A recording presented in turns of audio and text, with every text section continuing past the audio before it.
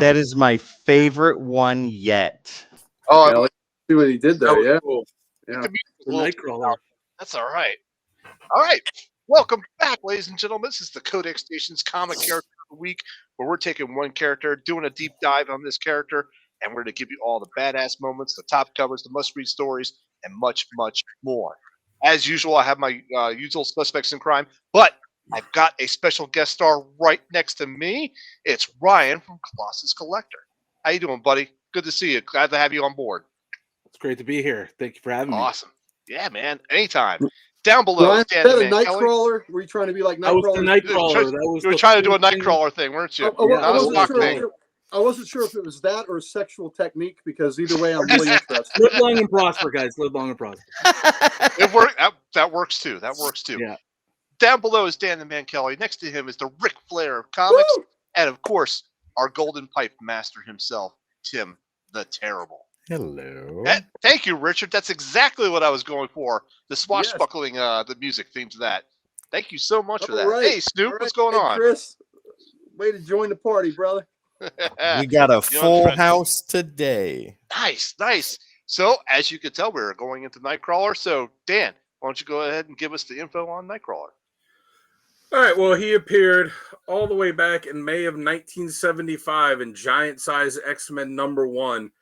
Had first appearance of one or two characters in it. Just, Mhm. Minor issue, whatever. Come Yeah, on. yeah, Move whatever. on. Created by the great team of Len Wein and Dave Cockrum. Nice. That was Oh, I'm something. already jealous. I'm already jealous. What was the great Gary, on it? what's your High five. Wow. Gary, what's your run of X-Men? Yeah, Gary, what's your run at X-Men? My X-Men run Unbroken. Yeah, the Yeah. Unbroken one. My Unbroken run of X-Men starts at 1. God almighty. That's my goal for the year. That's the one I want. That's the Oh, one. all right. It's a good goal to have. And here, quick trivia question: do you know when Dave Cockrum first Oh, Pam. created no. Nightcrawler? First created Nightcrawler. What it wasn't for X-Men. I'm I done. know Gary knows this. Do you other guys know? I know. I don't know exact facts, but I know it was when he was working for DC, and it was for a different team, and it got rejected, and he brought it with him to Marvel. And Storm. And the one that became Tim, Sal, do you know what the name of that team was? I know as much as Ryan does. He was about to be formed for DC. But Wait a minute, I can help. Oh, wait. Wasn't it Go get the Doom issue. Patrol? Go ahead and get the issue for us. There you go. It's not Legion the of particular Superheroes. issue, but that's the team. It Legion was of Superheroes. Oh. he had proposed to create a spin-off of Legion of Superheroes called The Outsiders. Nothing to do with Batman and the Outsiders. It got rejected, so he kept the character when they went to Marvel. He brought it when they were creating the new X-Men. When they decided that it was going to be an international team, that's when they said, okay, well, we'll make him German. Makes sense to me. Das is good. Yeah. So as far as his origin goes, he's had one of the more, let's say, screwed up origins in comics that has been retconned a few times. So what the current version of it is Kurt Wagner was born not with his mutant powers, but he was born with his looks, the blue fur, the hands, the feet, the tail, the eyes, the ears, all that. And he was the child of Mystique and Destiny. Mystique had shape changed into a man so she could impregnate Destiny, who carried Nightcrawler. Mystique also used her shape changing powers to make it look like she was pregnant for the man that she was married to. And Destiny was taking the place of her maid. After he was born, Mystique took him into the woods and was going to escape and went back to get Destiny. She was already gone. And then she went back to get Kurt, and then he was gone. He was found in the woods by Margali. I'm not even going to accept the last name. Let me ask you this. Does that mean Kurt was Destiny's child? Is that what I this see means? what you did there. I see what you did there. So she took him. He was raised in the circus where he became a star acrobat. She was a witch, basically, and she performed in the circus as a fortune teller, to kind of hide. All the people thought that the way Kurt looked, all the audience members thought that was just makeup and that he was a normal person. He was a star acrobat. He befriended her son Stefan and her daughter Jermaine. I'm sure I'm mispronouncing that. When they were young, Stefan made Kurt promise him that if he ever took an innocent life, that Kurt would kill him. So years later, Kurt discovers that he's kind of gone mad and started killing these children. And then in another retcon, years later, it was revealed it wasn't children, that it was demons. Yeah, there's been so many retcons with him, with Azazel and Mystique, and all this stuff. That later they were revealed not to be children, that they were demons. So Kurt and him fight. In the process of it, he gets killed. The villagers see Nightcrawler and his appearance and think, oh, he's some kind of demon. He's the one that's been taking the children. So, they try and kill him. And that's when Professor X shows up in Giant Size X-Men #1 to save him and have him come and be part of his new X-Men team. And the rest is history. As far as his powers, the one, it's pretty common knowledge. He could teleport, and himself or others that he's in contact with, whenever he does, it has that smell of brimstone and that smoke, and has that bamf noise that he makes. He can turn invisible when he's in the shadows. He has superhuman dexterity, reflexes, flexibility, balance. He can cling to surfaces with his hands and feet, and all of that is how he's able to not just teleport, but just bounce around all over the place. Mm-hmm. Eternal's here, gentlemen. Say hello. Hey, Hello. Eternal. How you doing, buddy? It's a special day. I know. Back to the Legion connection there with Cockrum. Cockrum did a really successful redesign of the costumes of the Legion of Superheroes in the early 70s. So if you look at Nightcrawler's costume, it is very reminiscent of the what he did with Chameleon Boy. And if you look at Storm's original outfit, very much like Saturn Girl's redesign. So when you look at those costumes and look at the costumes of the Legion of the time, very, very much in that style that Cockrum had. So he was an excellent designer. And of course, when the X-Men, had first crossed with the Imperial Guard, that was the Legion. That was that was the Legion that they were paying homage to when they created those characters. So just really cool history with Cockrum. He did a great job on the Legion redesign, and it's just it's one of those great what ifs in comic history. What if DC had published Nightcrawler? I mean, it would have been and Storm. What great those characters are so integral to the new X-Men and the success that they were. I can't even imagine them not being there. So it was a really happy happenstance that he took them to more. Yeah, when he originally came up with Nightcrawler, he wasn't even a comic professional yet. He was still in the military. Yep. He was I read the story where he was on base and there was a storm outside and they were all just kind of in the barracks. So he was just sketching. And the original, it was just the Nightcrawler design, but instead of the costume, it was just like it's just like trunks that he had on. But other than that, the design was the same. And his idea was that he was going to be a demon that had come to Earth and had botched the mission that he was on for Hell. So instead of going back and facing punishment, he just decided to stay on Earth and then became the sidekick of this other superhero that he created. And it's cool to see, when you see these the story behind these characters that are created, when you see what the original intention was, and then you see how that was changed and reworked all the way till you get what we eventually see when they first make their appearance. Definitely. All right. Thank you, Dan, for that great intro. Before we jump to the next segment, Tim, why don't you tell everybody about super chats and memberships? Yeah. So, ladies and gentlemen, we want to let you know, if you haven't seen in the chat already, that memberships and super chats are open and available right here on YouTube. Badges, emojis, you can see new content first, and so much more. Only the price of a cheap comic book, $3.99 a month. Help Codex financially if that's something you want to do. There's never any pressure want or need for you to do that. This is simply if you feel the need. Help Codex be the Hulk 180 we always wanted to be, ladies and gentlemen. That's right. That's right. All right. So our first segment tonight are going to be scenarios that work best. So Ryan, since you're our special guest star, you may go first here. Tell us what you think works best with Nightcrawler.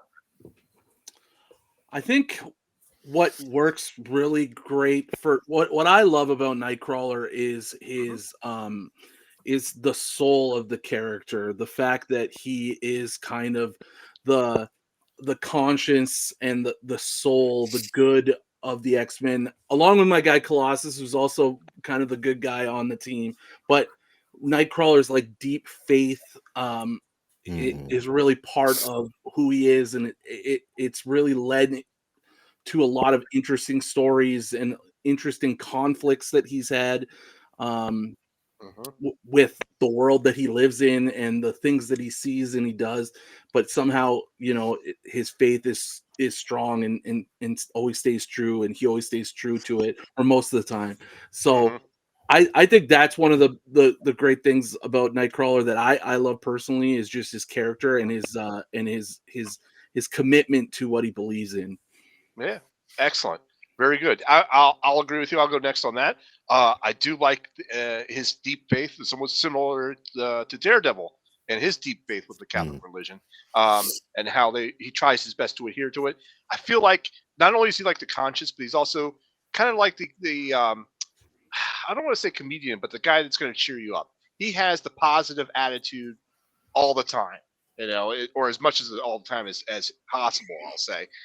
So he's always there to be your friend and to lift you up when you've fallen down.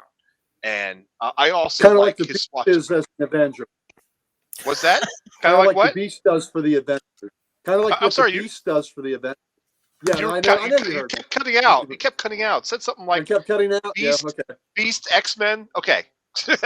Yes, Richard he has a says moral. He has good moral. direction. Yep, he's got a good moral direction. I like the swashbuckling personality with that, and I really love that. And I love it when he has the dual swords, like in the cartoon that we've seen that cartoon as well. So that's what I really like best about him. How about you, Dan? What you got for him?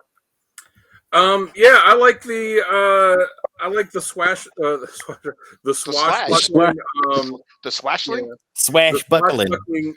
aspect of him.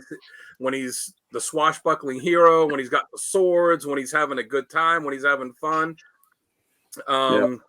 Yes, Pam, that is correct. I do like when he's counseling others, and it's an interesting. It's an interesting thing that, he looks like a demon, but he's this, devout religious character. I feel like sometimes they lean on the religious thing a little too hard with him, where, I'd rather see them deal more with him, because he was very, was much more of the fun-loving swashbuckler type character until they decided to say, oh, well, he's, you're going to be religious too. And then it kind of taken over the majority of his personality. Not that there's anything wrong with it, just I like him more as being the the fun-loving, freewheeling kind of guy. Okay. Because how about you? I mean, he was around for like 6 years before they developed any kind of idea about him being religious. That's true. That's right. But he always said "mean got" though, so he that was a staple from the early days. True. Yeah, because I feel like Claremont like picked one or two expressions in German and in Russian and these things, and they just had them like repeat them all the time. Like, how many times do you hear Colossus say that? Like, God, you're like, this guy's got to know more than 2 Russian words. well, German. And Wolverine's Canadian bub all the time. Yeah. But he never says a boot. He doesn't say a boot. Or offense. Common misconception. Zed. Yeah. We got a Canuck here with us, so we got to be careful. Careful what you say. Yep, that's true. But he's going to be so polite about it. You know what I mean? I love True. Brian Adams. And if I do love anything wrong, I'll definitely apologize and say sorry. Don't even worry about that, Ryan. You don't even apologize for anything on this show. Okay? Ryan, the only thing you did wrong was get involved with this group. That's the only thing. Negative. Because once you're in, you're in. Yeah. There's no going out. You are now an honorary Codex member. It's like the Hotel California, buddy. You can check in and we'll check it out. Yep, that's right. All right, good stuff, Dan. Did you have any more to add, or what? Can I flip it over to Gary? No, you go ahead. All right, Gary, tell us what you like. Well, with our favorite Canadian that we have with us today, I'm going to agree. Colossus, your boy, is the heart of the X-Men, I believe. Mm-hmm. This guy right here is the soul. He is the soul of the team. He is not just the conscience, but he is the soul. He is the somebody said the moral center, and he is. Yeah, Richard. And I do like him as a man of faith, but he can be a man of faith and a swashbuckler. You know, in one of the storylines we'll get to later on, he was in heaven swashing all the buckles he could do. And even though he's a priest, he practices celibacy like Daredevil does. So when he's doing those things, he's a smash buckler because he is unbuckling and smashing. So that's what he does. So he is getting it done with the ladies. So he's also he's definitely like a hopeless romantic too. Yeah, he is. Absolutely. Whatever the Lord needs him to be at that time, that is what he is. That's right. But I love his center. I love his conscience.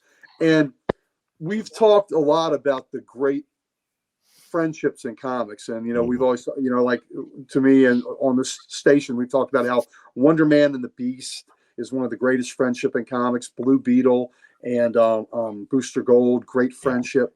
But we don't always think about that great friendship of Nightcrawler and Wolverine. That is a great friendship. And it's one that's not as fun-loving as those other friendships that we've talked about. It is one that is, there's a lot of pain, and there's a lot of, a lot of tragedy and a lot of bonding through that with those characters. It's a deep connection. It is a very. I'd throw Colossus in there with him because I always think of like they're the trio: Wolverine, Colossus, and Nightcrawler. Like I always think of the three of them as as being the three buddies that do stuff together. There's a lot of deep respect between those three characters. I see Colossus with those two not so much a friend as a little brother. That's how I see Colossus with those guys. I see him more like they're the two friends, and Colossus is the little brother that tags along, and they look out for him. Even though he's taller and bigger. And sometimes you need to let the Juggernaut kick his ass. Yeah. Hang back, Kurt. Let them drop a bar on him. Yeah, that's right. All right. Sometimes he's got it coming. He's got some heart, though. He's got heart. But he's got heart. He's got heart. Mm-hmm. That's right. That's what Juggernaut said. Tell the kid he's got a lot of heart. So, but I just think the Wolverine Nightcrawler friendship is just a pivotal part of that X-Men group, and I love it. So, that to me is part of the lifeblood of that team is those two. So, a man of faith, the soul of the team, and a guy that's got a joy to be. In everyday living, and even the darkness that's around them, he can somehow find the goodness in life and the goodness in people. So that's my take. That's how I like to see the furry elf, and his wonderful relationship with Kitty. How Kitty was afraid of him at first, and then grew to love him as as like a beloved uncle. And grew to have such respect and such a caring, feeling for him. Absolutely. So that's my take 100%. On. Yeah, which that didn't even really start until they all thought that he died in annual number 4, and she was like, "Oh, I wish I hadn't been so mean to him." Like, "Oh yeah, he's back." That's right. All right, Tim, how about you? What do you like best about him? So I'm going to parrot a lot of what you guys said, but I'm going to really put a hard focus on his jovial attitude and his religion. So as a man of faith myself, I really enjoy it when they take faith seriously for characters in comic Yes. books, when they don't overdo it and they don't make it incredibly preachy or anything like that, but having faith for that character is a major cornerstone of who they are as they're portrayed on page. Daredevil is a prime example of that, with being Catholic, and Nightcrawler is the other example. When you think of the first two characters that deal with a lot of Christian faith in comic books, Nightcrawler and Daredevil, at least on the Marvel end, are the first two that come to mind. I love the fact that he does not shy away from being religious, and he doesn't treat it as something to be ashamed of, but more something to be proud of and humble at the same time. I know that's an oxymoron, but Kurt pulls it off. And on the same end too, right? He's unbuckling the swashes and all that stuff. He is a ladies' man. Even though he's a priest, he's a man of the cloth. He still falls for temptation. His attitude is incredibly upbeat, even in the face of direct and indefinite danger. Pam says, to be fair, I'd be scared of him at first. Yeah, absolutely. I think anybody would. And he knows that, right?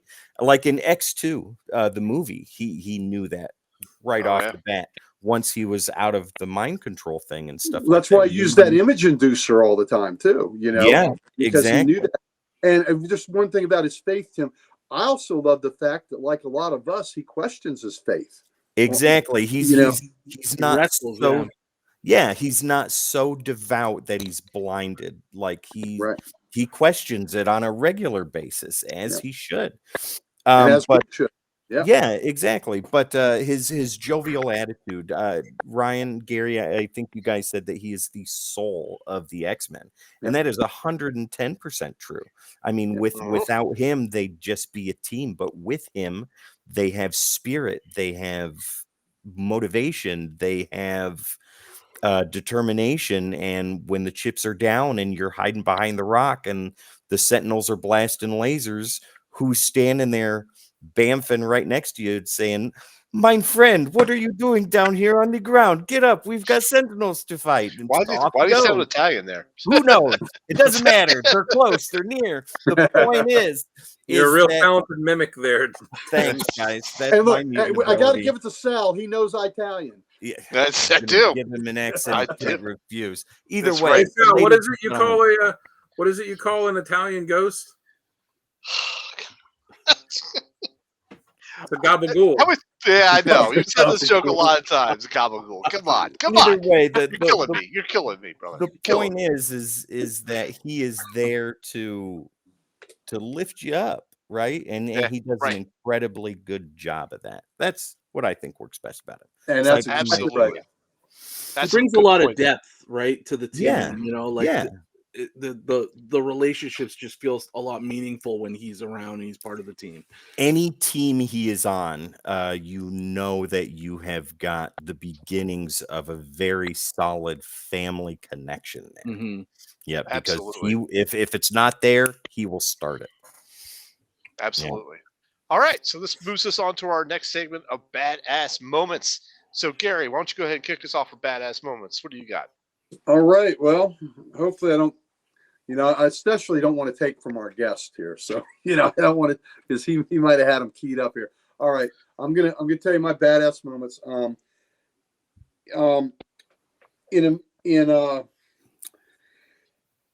think we're all probably gonna have this one, is where he saves Hope from Bastion by teleporting her away. But to do that, he has to teleport into another being, and Bastion's arm is through Kurt's chest cavity, and it ultimately kills Kurt, but he gets Hope away, and she is the X-Men's Messiah.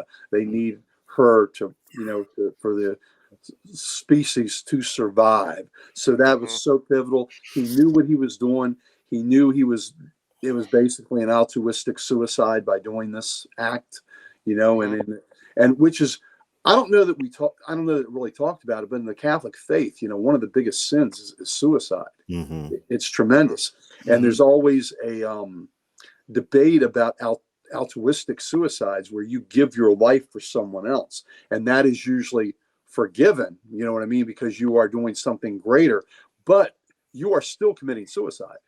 You know, you are still ending your life. But so that, I just think that's kind of an interesting thing that he chose to do that, and he did save her. That was a badass moment. The other badass moment is in Amazing X-Men #5. He gives up his spot in heaven, which is what what us Christians are. That's what we want. We want to be able to get to heaven, and he was having. In heaven, he was having a hell of a good time. He was having a hell of a good time in heaven, being a swashbuckler on the forces of evil that were invading at the fringes, and he's having a good time. But to save billions of souls, he gave that up, and he made the right choice. But now he doesn't know where he'll end up. My last one is in a and you're right, Richard. Those deaths. So I've said it before with Colossus's death. I was so mad at that, I just stopped reading X-Men comics for years. I was like, because he's my favorite X-Men. When they killed him, I was like, done. That was it for me buying X-Men comics for a long time. Yeah, absolutely. So my last one comes from, of all places, a Wolverine book. I don't know. There's a great cover here where Wolverine and Nightcrawler there. And the title of it is "So a Priest Walks into a Bar." Well, this is one of the great in-depth relationships, issues that give this relationship. Wolverine has just gone on a rampage, and he has killed 27 men, and he has killed them, and they were bad dudes, but he needs absolution. And he calls Kurt, and Kurt meets him, and Wolverine is kind of in a mood, and he's in a savage place, and it's just the words that they speak to. I mean, they drink at this time. Peter is gone, and they drink to absent friends, and he talks about what he's been, what he had to do, and that is he more man or animal? And at one point, I just story time with Uncle Gary. I just need to read you some of these. Where he tells him that he has killed 27 men, and he's asking, basically wants to get absolution, and Nightcrawler saying, "I don't advocate it, of course, but I would point out that every Judeo-Christian religion has murder in the basic text. Cain slew Abel, and thus the world knew murder. One could argue that murder is as natural as dying of old age." And Logan says, "You don't really believe that." He goes, "I'm no longer sure what I believe, my friend. My grasp of ethical and theological theory is slipping, to say the least. As a result, I'm often forced, to facts, to rely on the facts as I know them. Actions always speak louder than words. You know that better than anyone. Your actions have always marked you to me as a good man, as an honorable man." And Logan says, 3 days ago, I killed 27 men. And Nightcrawler, is kind of stunned, but he says, "Not much to say, huh, Elf?" And Kurt says, "You were enraged?" And Logan says, "All the way to the bone. And these men, they have earned this rage." And Wolverine says, "You looking to give me an excuse?" He goes, "No, my friend, I'm trying to understand." And he says, "Because if you tell me that these 27 men were innocents, all, then you are everything you always feared yourself to be, and you would have to be stopped." And Logan says, "And you'd stop me?" And Kurt says, "No, but I would die trying." Bam, badass. And this comment by Richard, after you reading that, how can you not be romantic about comics? Right. Come so on. true. So to me, that's impressive. So Ryan, when we come here and we do these big, badass moments, I kind of like to find a small moment, right?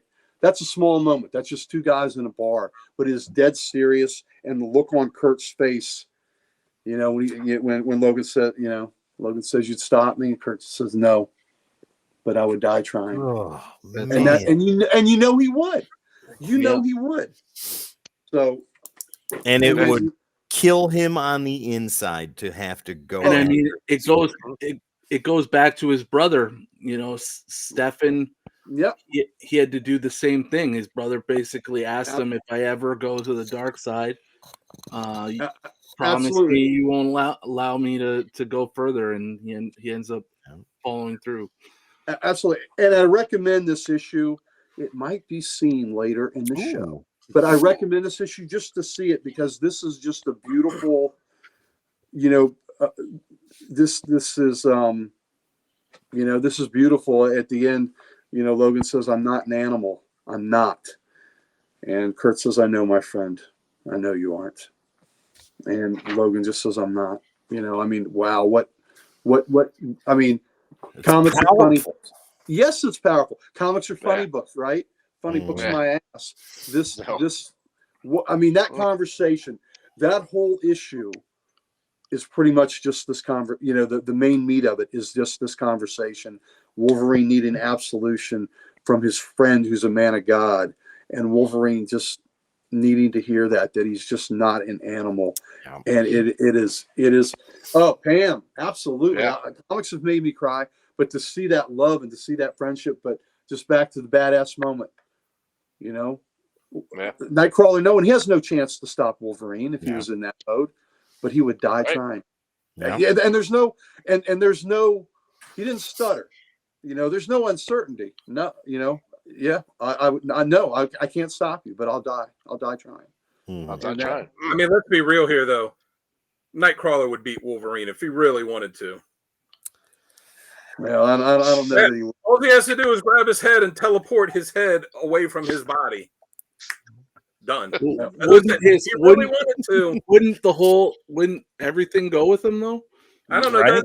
Hasn't Nightcrawler? I don't know. It's different. It's really different how they write his teleportation abilities sometimes. But I got because some of my badass moments involve some of that. I think I'm taking Wolverine in that fight. I just think I am because there's a savagery that Wolverine has that Kurt does not exude. I think there'd be a hesitation within Kurt to do that to a friend, and that would cost him his life. Yeah, I totally agree with that. Yeah. All right, Ryan, why don't you go next and give us your badass moments? All right. Well, I picked. Well, I actually have 4. I have a backup in case someone took my butt, so I'll just stick to 3. No, go ahead, all 4 of them. Okay, all 4. You're our guest, buddy. We do that shit all the time. I have. Wait a minute. Dan does that shit all the time. Let's say. Yeah, Dan does that shit all the time. That's okay, Sal, you've never done it. No, I've done it too. I've done it too. We're giving you a hard time. All right, so I have 2 comic book moments, but then 2 other moments from 2 other mediums. So the first one is pretty simple, but I just love it. It's in Uncanny X-Men 97, where the X-Men are up against Eric the Red. And Nightcrawler tells Colossus, "Go high, hit him high, while I go low." And so Colossus punches him in the face, while Nightcrawler takes out his legs, and they kind of just like double take him. I just love that teamwork moment. Pretty cool. Probably my favorite my favorite X-Men or Nightcrawler moment is from X2, the movie, the opening White House scene. Yeah. Absolutely. It is literally, I think, even though the MCU has done so many amazing things, I think that's the greatest action scene that's been done comic book wise. Like, it's just incredible. It is. The teleporting all over the place, the acrobatic spin kicks, and man, I absolutely reaching back to the tail to grab the knife, where he just pops it right there. So good and badass. Then I also, more recently, if we're watching X-Men 97, the last, I haven't seen it. I won't do any big spoilers, but that's all right. They're fighting a number of bad guys, and Nightcrawler and Wolverine kind of team up, but Nightcrawler just starts teleporting and slashing with swords and teleporting these bad guys in and out of rooms, and it is quite incredible. Wow. So if you haven't seen episode 8 of X-Men 97, quickly go see that soon. And then my final moment's a little bit more akin to what Gary was talking about, where it's a little less of a action sequence and more about the moment itself. Although there's a bit of action, and that's from House of X 4. The X-Men go up to the Orcus Master Mold station near the sun, and Wolverine and Nightcrawler have to sacrifice themselves by teleporting outside the space station to destroy the station, destroy the Master Mold. And they have this real intimate moment about where they're going to go after this, and it comes back to faith, and Nightcrawler just tells Wolverine, "Look for me on the other side," and then they teleport, and Nightcrawler vaporizes in the heat of the sun instantly, while Wolverine, because of his healing factor, can maintain, his life for a little bit longer while he does the deed of basically destroying this station or disconnecting the Master Mold. And it's a pretty powerful moment. And anyways, those are my badass moments. I like that last one a lot. Again, a small moment, but great. All right, Dan, why don't you go next? All right. Well, like Gary, I also had in was it Amazing X-Men 5 when he gave up heaven to to save the day. I also had in X4, it was X-Force Volume 3, 26, where he died saving Hope. So he was going to teleporter, and then you see this panel where Bastion goes like, I forget exactly what he says, but he's mutant protocol in effect, and that's when he predicts that he's going to appear. So he punches. So when Nightcrawler reappears, he reappears where his arm is, and he was like, oh shit. So he still, even with that there, he grabs Hope, teleports her away, and then he's there with like Bastion's arm stuck out of him, and he dies saying like, I believe in you. So that's pretty powerful for her.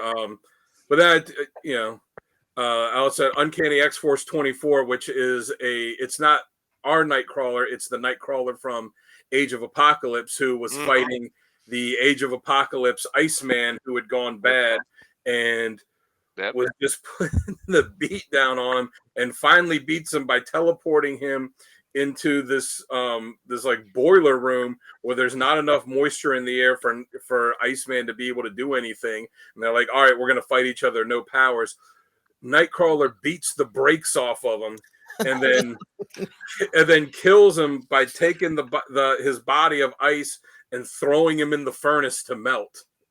Wow. And then I also had like as you guys say, the lower tier, or not the lower tier, but like the quieter moments, and like both of yours, mine also involves Wolverine, and it's from Wolverine Weapon X issue 16. So this is right after Nightcrawler has died, and it's shown, he's only in the issue in some flashbacks with him and Wolverine, like when they first joined the team, and then a little bit later on as their friendship develops. And it's shown that there's he said something in his will about what he wanted Wolverine to do, whereas there's this great big handmade grand piano, it's like antique German-made grand piano, and he wants Wolverine to deliver it to this monastery that Nightcrawler had been at, and there's no roads that go to it, and you can't fly there, you can't have a plane there because there's nowhere to land anything. So Wolverine, basically they drop him in the jungle with this it's a huge grand piano, and Wolverine they just have to wrap it up to protect it and just sling it on his back, and he has to make his way through this jungle.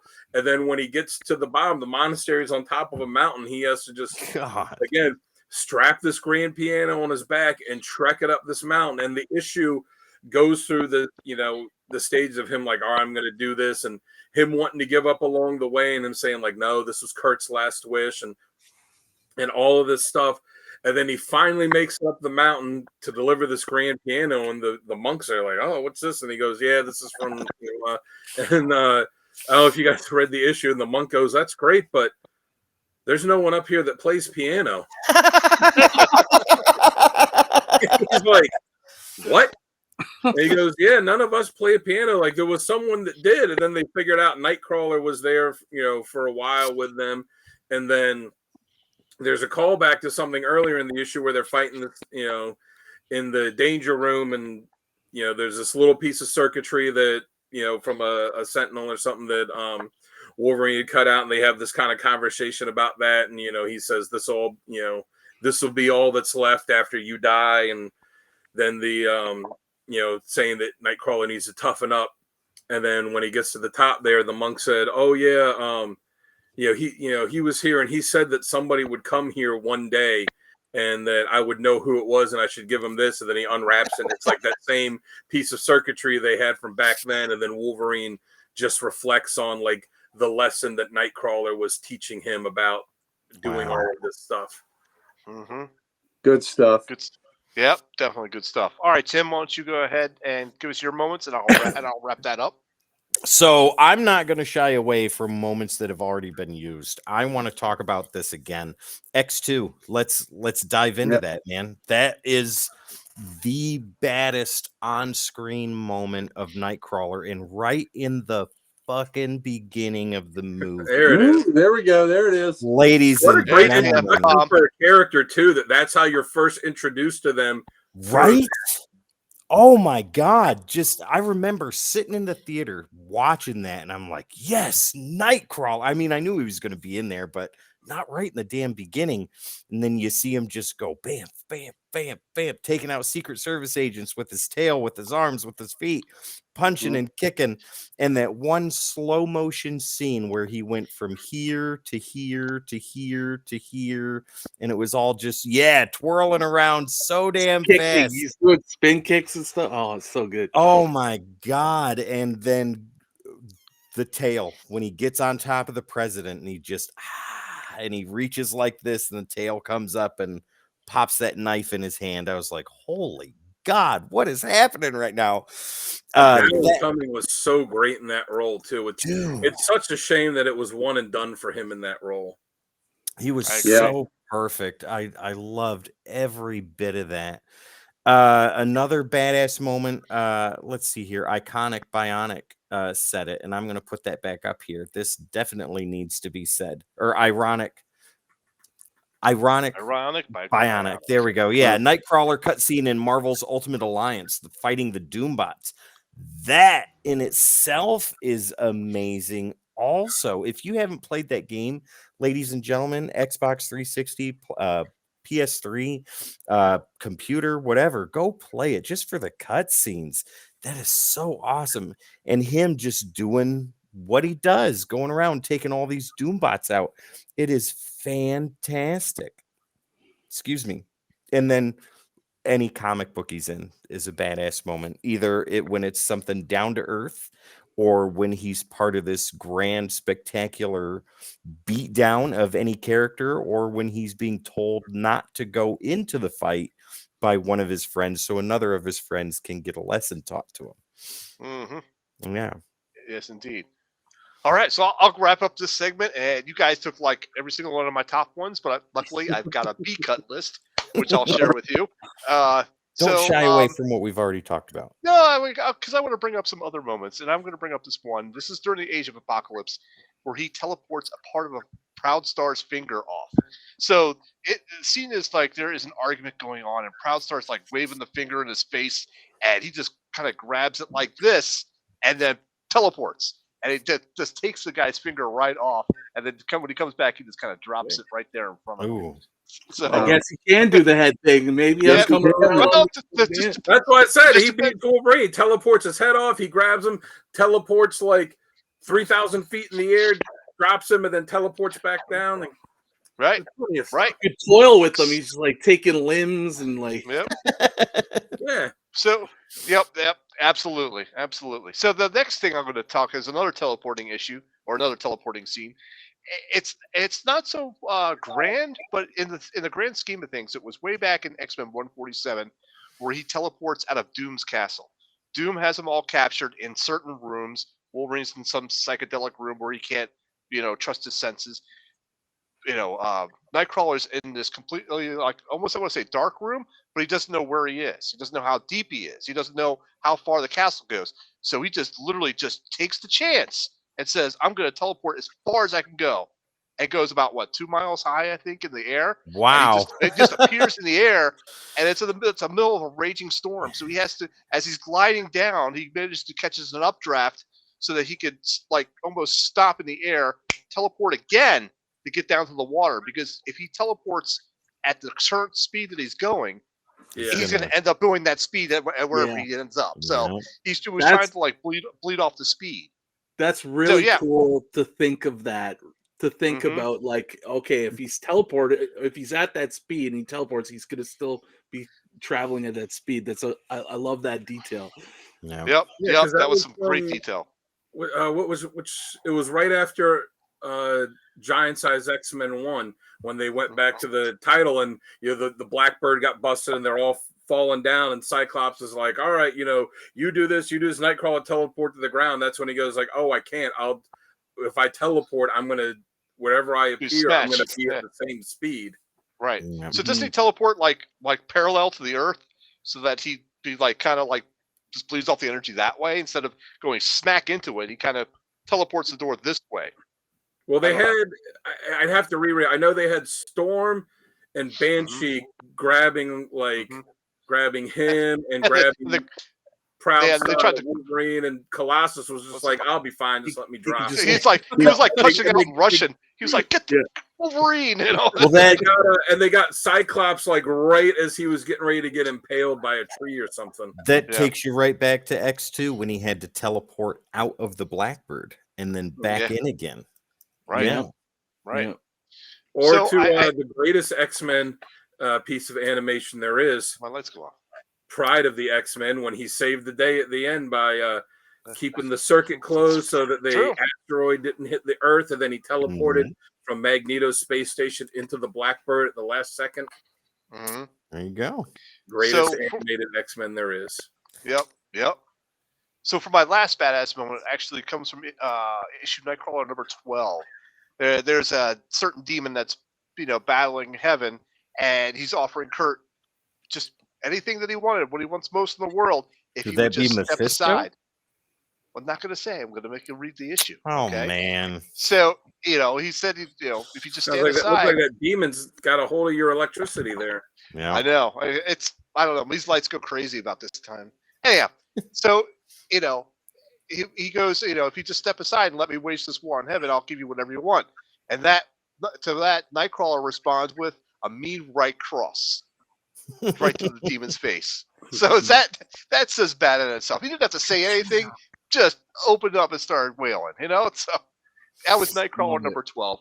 And then for my last, I'll give this one because it's a turning moment, I think, for him, or just a moment for him.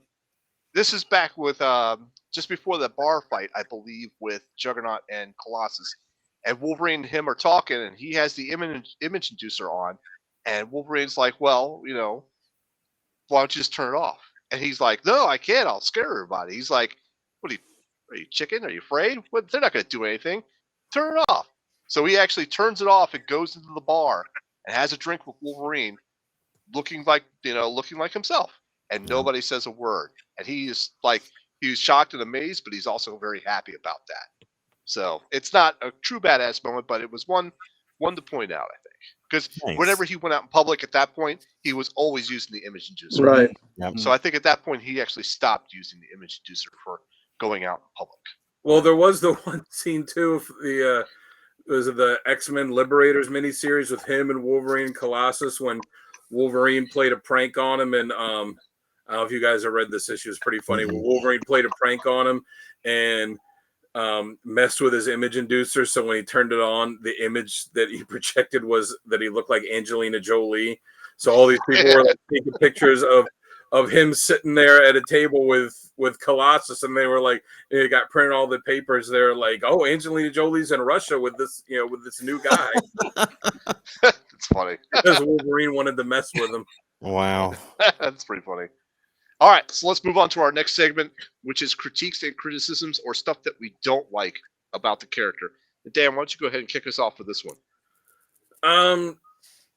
Like I said, I feel like, even though the religious aspect is important, I feel like sometimes they can be a little too heavy-handed with it. But the main thing is just they've screwed with his origin so many times. Mm-hmm. And then and the way that they've retconned it doesn't always make sense for the longest time. Like, all right, we didn't really know who his parents are, and and then it was like, oh, Mystique is his mother, and like, all right, he's blue, she's blue, whatever, and it was, and it was whatever. What? And whatever. She's blue, I'm blue, whatever. Okay. Yeah. And then it was like, oh, this character that was created essentially just to be his father that looks exactly like him except red. And it's like, oh, it's Azazel, and he had this relationship with Mystique, and that's his father. And then now they've retconned it again, which is something that Claremont wanted to do back in the 80s, and Marvel wouldn't let him, where it was Mystique and Destiny were his parents. And it's like, okay, but how does that, and it's like, oh, well, it turned out Azazel just, they just thought that he was the father because he had an affair with Mystique too. Like, but they've done some storylines where it was like very clear that like Kurt and Azazel had the same bloodline and all that. So it doesn't, retcon doesn't really make sense with some of the stuff that they've established. So like, just quit messing with his origin. Leave it be. It doesn't need to constantly be changed. So that's just kind of my main issue with it, is that they retcon the origin, but it doesn't always fit with established stories that they've told before too. I agree. All right, Ryan, why don't you go next with this? Tell us what you don't like. Sure. So I don't necessarily have any like strong critiques on the character himself. More so a little bit the use or lack thereof of him. In the early Claremont days, like, he was such a great character. I just wish they would have maybe utilized him a little bit more. He was subjugated to the back a lot, I noticed. Yeah. I also just felt like he wasn't featured on covers very often. Yeah. Like, he definitely was not in those early. When we were going through the exercise of picking out covers, it's like, I'm a big, Claremont era guy, vintage, like back issue guy, and like, I couldn't really think of any ones that I liked. There's like maybe one where he's like the feature of the cover, and I'll actually talk about that book later, but it's terrible cover in my opinion. So just not enough Nightcrawler back then. And then I never read Excalibur, or I haven't read Excalibur up to this point. I really wish that he wouldn't have gone to Excalibur. I wish they could have kept him with the X-Men, and he could have grown with the X-Men through the heartburn. Through those Australian days. It would have been nice to have had him on the team there. And I would have loved to. I'll leave that criticism for later. Okay, fair enough. That's those are kind of my things. I'll go next because I'm very on the same page as you, Brian. I don't really have any problems with the character himself. I don't like the way he's written a lot of times, and the whole retconning. Pam's got a good point right there. His covers were relegated to non-action covers, no real main story stuff. Yep, that's true. I agree. That's true. Yeah, he didn't have like the Claremont stuff. He, a lot of the characters would have their like. Colossus has that one great cover, and Wolverine's got that one great one. Nightcrawler's on a lot of them, but it's not like the focus of them. He's on great covers, but he's on there like he's like as part of the team. Yeah. He's up in the corner, or he's down over here, or whatever. But like like Colossus would be like up front and center in a team cover, or Storm would be, but like Nightcrawler was always relegated to like the back. I found. Yep. Yep. I also didn't like his move to Excalibur. I didn't like that because I really felt he was more. There's that heartburn again. Damn. Yeah. Tim's dying a little inside there. Let me What do you repeat that expect because I don't from the think anybody guy heard that. Yeah, What? That was a money decision. They were trying to boost Marvel UK, and Yep. you know, Yeah, they were. I needed can understand that. it made Gary, I'm sense. gonna have to go get He's some a face. Tums. I can't handle all of this. He's a face. look, Tim's I'm gonna not- go face. call West. Be like, do you know? Be like, you hear this bullshit they say? I know.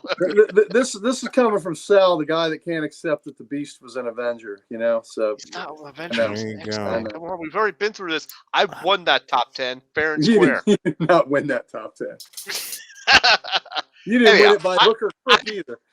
No. Well, it sounds like you and Tim Hold are on. going to have to do a top 10 on whether Nightcrawler was part of X-Men or part of Excalibur. I'll win that one too. I'll win that one too. I'll Anyhow, let Sal win that one. I So. didn't. Okay, I'll just say I didn't like the move to Excalibur. Okay, how's that, Tim? Does that feel better? It's your opinion. It's Okay, wrong, all right, but right. it's still yours. And I'll fully admit, like, my tone could definitely change once I read Excalibur. But That is very true. Excalibur was a having cool not book, read bro. it, I really do wish that he was with the X-Men. Listen, I who agree with doesn't you, love but I'll some never admit that Warriors? to Tim. That's I'll a never weird admit that to fucking- Tim. I'll if I change my tone on that, I'll never admit that to Tim. That'll something I'll take to my grave. Fair enough. Okay. Richard's got a good point here that I'll expand on later. He was painfully underutilized on X-Men. Going to Excalibur was best for fleshing his character out. Okay. I hopefully he means fleshing his character. Fleshing. Flushing, yeah. Yeah, flushing. well, whatever. Yeah, Either way. Nightcrawler was a much, and maybe it's because Excalibur was a smaller team, but he was a much more central figure in Excalibur than he was in the X-Men. Yep. He got to focus a lot more in that than he Sure did. did. Yeah. Well, you know, he was All right. European, so he was back on his continent too. By the way. Mhm. All right, Gary. Speaking of fleshing, why don't you go ahead and give us your? How much flesh you think you can take, big boy? Woo! Woo! Now it's a party. That's party. Are we? I really don't have any criticism. I think the character is great. I love the religious aspect of the character. Maybe they've killed him one time too many, just like every other character, right? Yeah. But no, I have no criticisms. I think I think what you all said in the beginning is absolutely true. A lot of times in the early days, they didn't know how to use them. You know, a big power was, we could hide in the shadows. Yeah. You know? You can teleport. We got a lot of those. Yeah, exactly. So, I think the modern iterations of them, there's, and you know what? I'm okay with the retconning of the origin. I think it's kind of interesting that Mystique is his father, and it makes sense with her being a shapeshifter. She could assume a male physiology and impregnate Destiny. I thought it was an interesting aspect of the character. I kind of like that. I mean, I'm not wholly against that. Yeah. I'm just, I don't like when they constantly retcon characters and then will retcon the retcon. And like I said, and especially in the case of him, the issue I have with it is really that they had storylines that made it very clear that him and Azazel were like the same bloodline, and that Azazel was using him for these purposes. But if you retcon it where Azazel's not in the equation at all, they haven't, it doesn't explain that. It doesn't explain that, those whole stories with all of that stuff. There you go. That other instance with that other cover, Bizarre Adventures 27 or whatever it was. Yeah, that is a fantastic cover. You are absolutely right, Ironic. That is a fantastic painted cover. It is really good. Okay. All right. So I guess that jumps us to our next segment, which is top covers. Oh, Well, I'm sorry, Tim. Tim, please, Tim. See, Sal's trying to silence you, Tim. Liver. Sal doesn't want to Because hear you I say how got great heartburn. he was in Excalibur. That's exactly right. That's what Sal's doing. He wouldn't even give you a chance to. That's okay. I deserve it because there have been times on Comics Unleashed where I'm like, okay, moving on to the next segment. And Sal's like, dude, I haven't. Oh, yeah. I apologize, Tim. I didn't mean to cut you out. That's okay. It's all right. I'll be But I'm quick. still trying to cut you out. Right on. Every a while, but that's good. Like Gary said, there's not a whole lot to be upset about with this character. I think it's more on the writer's end than the character itself. It's underutilization and continuous retcon of origins and past events. Right? Pick one and stick with it. That's what I gotta say. I think we should agree Nightcrawler would make a great Avenger. He'd make a fantastic Yes, Richard, you are absolutely. So right. He would be another great Avenger alongside a great Avenger because on his own. Beast started the furry movement. Nightcrawlers continue to perpetuate it. The whole advent of furries in our culture started with the Beast and then Nightcrawler. I've been telling you all this. The furry sexual revolution started with the Beast and then Nightcrawler. My lord. What about Sasquatch? Okay, ladies and gentlemen. I have a question. Maybe, what you guys can answer, because I have said many times I was not a fan of the Hickman X-Men, and I just, other than a couple books here and there, I'd stop reading it after the first year. Now, I know they did Way of X, where it was like, hey, maybe Nightcrawler's going to create this own mutant religion, which to me seemed weird because it's not like, you're like as deeply Catholic as he is. He's like, oh, I'm just going to go create my own religion. But I remember in Amazing X-Men when he gave up heaven and he came back down to Earth, it was a very big deal for him that doing so meant he no longer had a soul. He couldn't go back up to heaven, and he no longer had a soul because of that. So when they started doing all the resurrection stuff in X-Men, and Ryan, the badass moment you said, when he teleports Wolverine out and he's instantly vaporized, they're like, oh, we're just going to resurrect them. If they're doing that, he still has no soul. So and I don't, for the year or so that I read the Hickman stuff, I don't remember that ever being addressed. And to me, that was something right off the bat. I was like, this was a really big deal for him before. Why is it not something that's being mentioned at all now?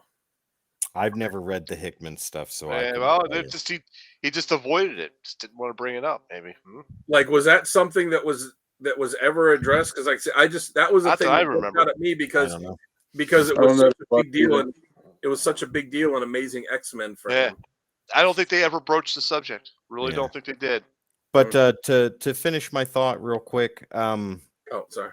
No, that's okay. Underutilization, like Ryan, what you said in the beginning, him not getting used a whole lot, or they just didn't know what to do with him.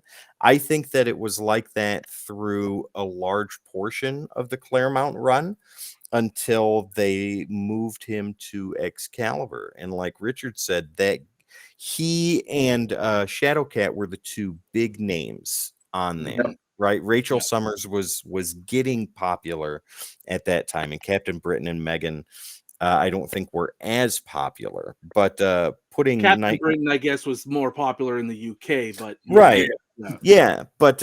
but putting him on Excalibur gave him room to breathe, gave his character a chance to grow and to be fleshed out. And there were a lot of Nightcrawler centric stories written by Alan Davis in the Excalibur run. And he led the team for a while too. Yeah, absolutely. Yeah, and created his own team on there too. The Enigmatic? Yeah, I think so. And then when Age of Apocalypse happened, what team was he a part of? Excalibur, right? It was where he was the lead. He was the leader. Yeah. So I think the underutilization and the constant changing of past events and all that stuff, they just need to pick one, stick with it, and call that the standard. I don't care what it is, but that's what I gotta say. All right, very good. Now we shall move on to top covers. Yes. Okay. And I'd like Ryan to go first on this one. Okay. Give me uno momento here. Ryan. There we are. And boom. All right. So tell us about your covers. So my covers, I think I wrote some notes here. So I'm not, like I said, I'm more of a vintage Claremont guy, but like I said, he doesn't have a lot of great covers from that time. So I had to go hunting, and these stood out. I just absolutely loved them. So this first one is X-Men Legends 12, and it's a Carlos Gomez variant. I absolutely love the Banff being kind of the everything around him, and Nightcrawler is just front and center in a really cool pose. Really love the artwork. That's color. a great cover. I dig that. Yep. Yeah. So good. And I love even like the circular part of his tail's just like having a perfect circle. It's just like, oh, it's just really well composed cover art. He's tight in, like he's ready to springboard at a moment's notice wherever he's going next. Yeah, it's really, really well done. Yeah. And then this next one is Uncanny X-Men 1, and it's the J. Scott Campbell cover C variant. And I don't it's kind of self-explanatory. My guy and Nightcrawler are in this one. I just love that they're kind of doing a combo appearance on this cover, and just really dig it. Nice. Having them paired up together. And then the last one is Excalibur 13, Alex Ross, Timeless variant. Obviously, very famous series of variant covers from Alex Ross. And this one's like definitely, I would say this one's like my favorite one. I actually don't love the Colossus one, but this one is like really, really cool. I love the shadow on it. Exactly. The shadow and the glowing yellow eyes. Yeah. I mean, man, it just looks so Nightcrawler, and like he just really captured him really well in this one. And I after looking these up, I'm thinking like I got to get all of these. These all have to join the Colossus collection. Yes. Ironic brings another one for us to take a look at. Guardians Team Up number 6 says that's a really awesome Nightcrawler cover as well. I don't know of one, but I would love to find a cover where Nightcrawler is like perched sitting up on Colossus's shoulder. There's this great like every X-Men ever team shot where he's doing that, and I would absolutely love to find one if it exists, where he's just perched up on the shoulder of Colossus. If it doesn't exist, I hope somebody makes it one of these days. Ladies and gentlemen in the chat, that is your homework. Find that cover. Yes. Dan Kelly could make that and send it to There you go. Hey, there you go. I could do a request, Yes. All right. Speaking of Dan Kelly, why don't you go next with your covers? All right. All right, so all the way on the left, I have Nightcrawler issue 1 by his creator, Dave Cockrum, from the first miniseries that he had. You know, one thing that we've all talked about we like with the character is the whole adventurous swashbuckling aspect of him. And there were a couple covers that I had in the running, but I was like, all right, I'm going to just pick one because they're all kind of similar, where they have that, again, that swashbuckling kind of aspect to it. So I had to pick the one that was by his creator because it's awesome. And I love, if you notice how he did change the boots a little bit to make them those like pirate boots. Mm-hmm. Yep. Mm-hmm. So, he's smiling. He's smiling doing it too. So that's why I got that one. And even if you look up in the, in the little corner box, it's got that same pose on there too, which I thought. Yeah. The middle one is from Uncanny X-Men 204. Again, like you said, there's not a lot of good Nightcrawler covers in that, in that initial run when he was in X-Men. This was, as far as I know, this was the only one that really featured him. So it's him and his girlfriend Amanda Sefton, and they I just like how it is, it shows like the romantic aspect of the character, and then the whole design of it looks like an old movie poster, like Casablanca. Yeah. Yeah. So that's That's actually not Amanda Sefton, though. That is a character that's part of the story of that it's a girl that he finds and rescues from murder roll. I'll talk about that book a little later because I have it on my must read. So okay. Yeah, I was like, but I like the whole layout of it, like an old classic movie poster, and then old 50s poster. Yeah, and then the one on the right is probably my favorite one. It's from Nightcrawler issue 2. Is from his fourth volume 4.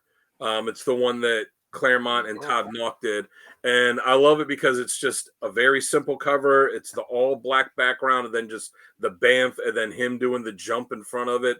But it's just one that is very basic in its design, but just jumps out at you. I totally agree. I love that cover too. I do too.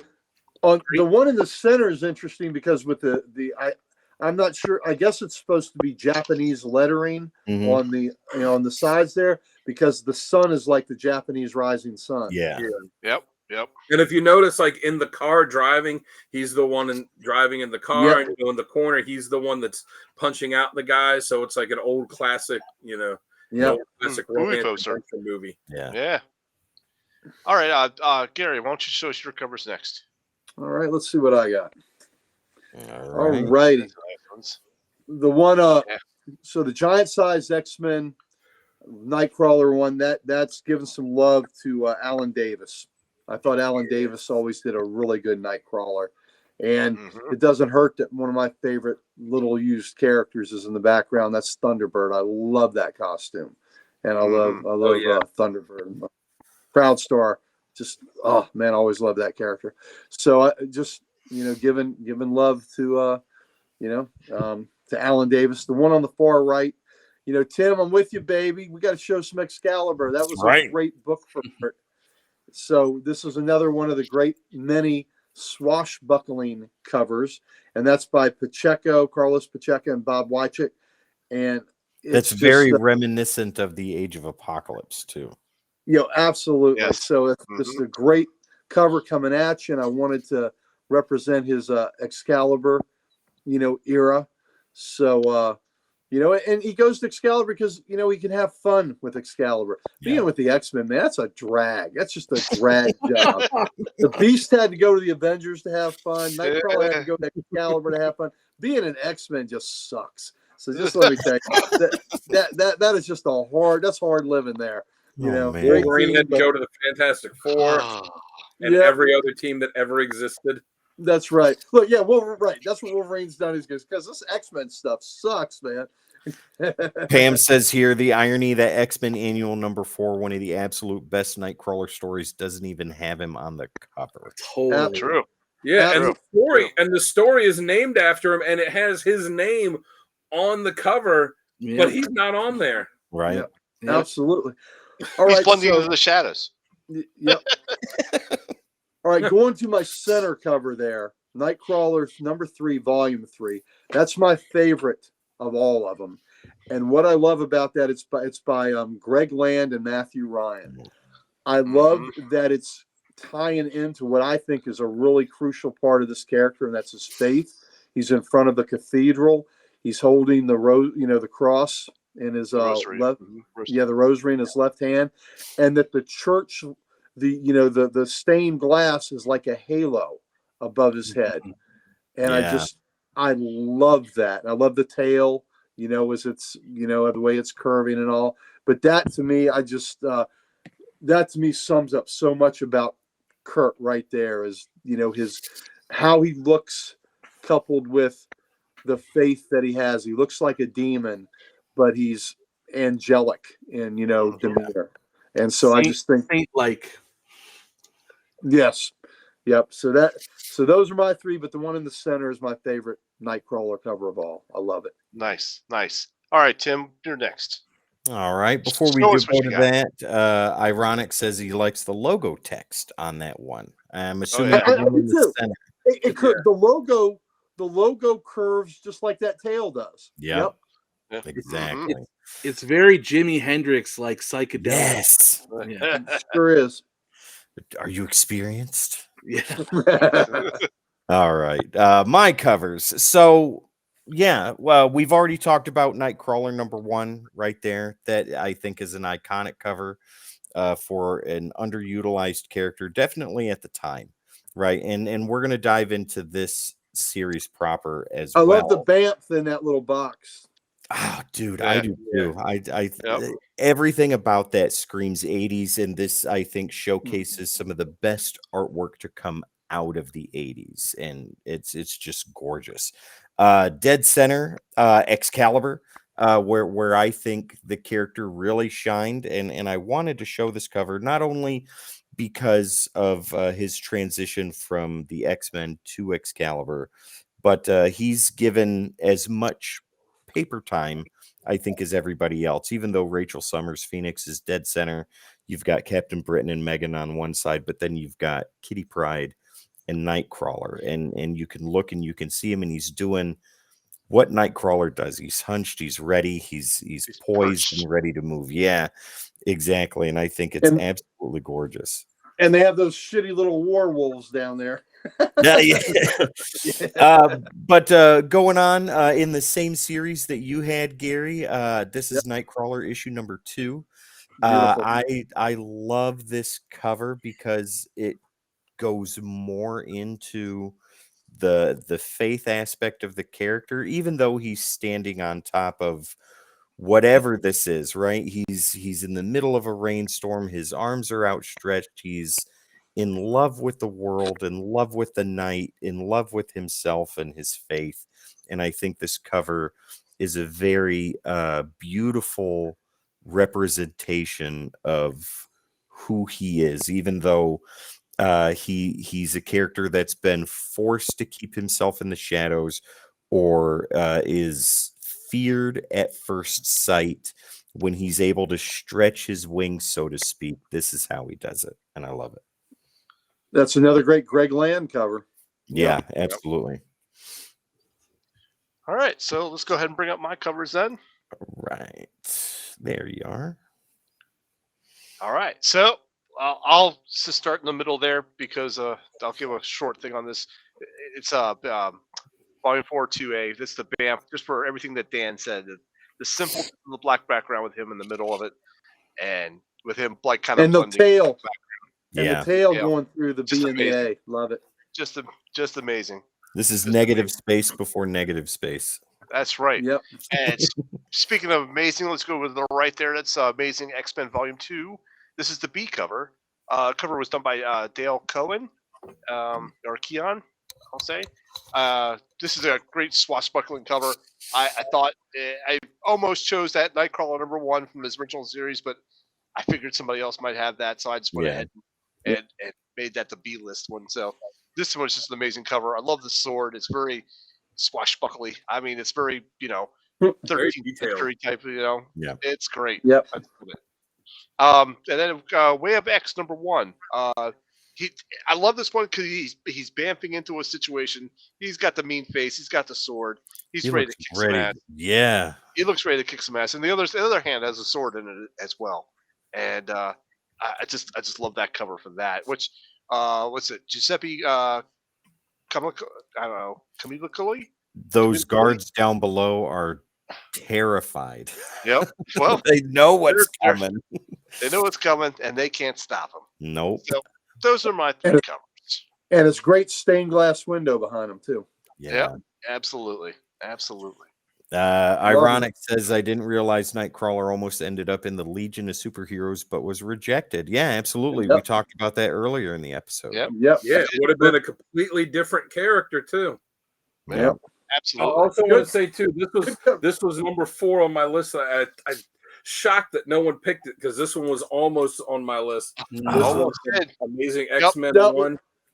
Yep, that was almost because I had another really cool swashbuckling cover where there was an explosion behind him and he was jumping and you see the bottom of his foot and he's got the. So there's so many great covers. I knew I could only do one of the swashbuckling, but what I liked is there was a great variety there.